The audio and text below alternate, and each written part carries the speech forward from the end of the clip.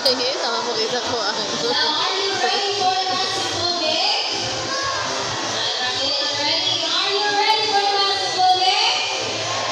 All right, numbers ready. Trainers ready. Set. Go. Let's go. Now, first ball for blue and blue. Second ball for blue and blue. It's the game. So that's right. Adult trainer Alvin. Ano kaya katapotod sila, no? Holy Trainer Jazzy, we want another game. Are we sure about that? You want Azul to do this again? Now this time I'm pretty sure Azul and I will win. Now that's silly ring race. Now you guys in this game, the first group you can drop all the 3 rings into the bowl. The fastest is the winner, and that is the ring race. So ring race is shall be remember boys already at one point, so let's hear louder for Azul to win this time. Now are you ready for the second game? Alright, numbers ready. Trainers ready. Set. Go!